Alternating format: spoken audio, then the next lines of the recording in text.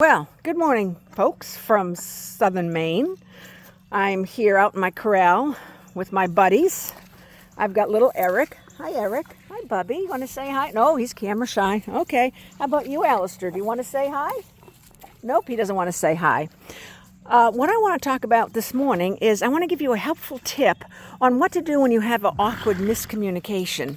A lot of times we misunderstand questions and we answer wrong, and there's this awkward silence. And when there's an awkward silence, we don't know how to bridge the gap, and it can get very tense, and it can make you feel like you really screwed up. And with autism, miscommunications are going to happen. Now, case in point, excuse me while I get out of the corral, I just had to make sure they had enough food.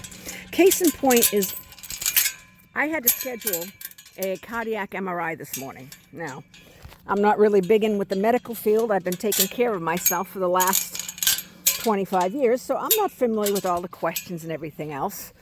And I got hit with a barrage of questions before they could schedule me. And one of the questions was, do you have any implants of any kind?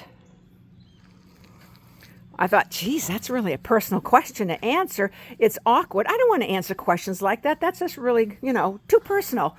So I said to her, ma'am, I'm 65.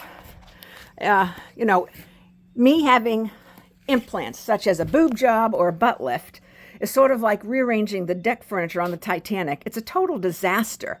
No, I don't have implants. There was a complete 10-second period of silence. And all of a sudden, she broke out in hysterical laughter. And she says, oh my God, she says, that's not what I meant.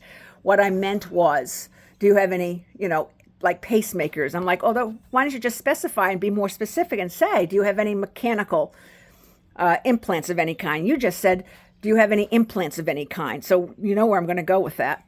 So she laughed. I started laughing. It was an awkward moment of miscommunication. And she said, oh my God, that's so funny. Can I borrow that line and use the Titanic reference again? I'm like, sure, knock yourself out.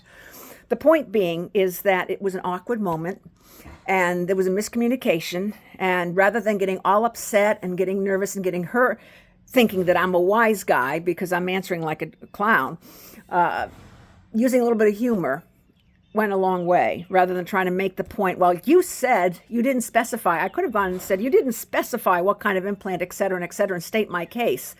Even though I would be right from an autistic standpoint, that's not necessarily how we smooth over ruffled feathers. And in this case, if we can use a little bit of humor, a little bit of minor self-deprecating humor, you don't want to put yourself down. A lot of times that goes a long way to bridge that gap because people can identify that. I mean, think about it. Who wants to see a 65-year-old woman with basketball boob jobs, and a big-ass butt? It's kind of funny. So using a little bit of humor goes a long way. And sometimes if it doesn't work, then you just laugh. Case in point is, I had to go and see another health professional. And first time they asked a barrage of questions. And really dumb questions. They asked me, a bunch of questions about food insecurity. Do you feel like you're food insecure? Do you worry you don't have enough food at the end of the mouth?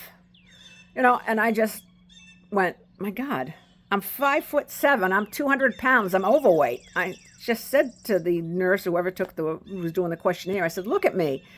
I said, I've got enough on me to survive a zombie apocalypse without ever taking a bite to eat. I says, I'm fine. Well, she didn't think it was funny, but I thought it was funny, so I just started laughing, and I made myself feel better. I don't think she felt any better, but it's okay if they don't laugh, but you laugh, because the whole point of this is to make you feel better when you either misspeak or, you get asked a dumb question. And sorry, guys, for me, if you're going to ask a dumb question, I really hate stupid, ridiculously dumb questions. You don't ask a 65-year-old woman, if she still gets her period. I mean, come on. Those are dumb questions, and they take me off guard. You're going to get a little snippy answer, and just to ease the tension because I don't want to answer. It's so awkward. So I shouldn't say snippy, but for those awkward questions. So don't be so hard on yourself. If no one laughs at you but you laugh, you've done yourself a favor. You've eased the tension. People are just going to misunderstand us because in the end, we were right. You don't want to fight your point and say, no, you misspoke. You weren't, that's not going to get any brownie points with anything anywhere. Make a joke and move on and don't take it seriously. And if you're laughing and they're not, that's still a good thing. And if they're laughing and you're laughing, you've just bridged the gap, and that's a great thing. So either way, it's a win-win situation. So until next time, guys, remember, being autistic is not a disability. It's a gift.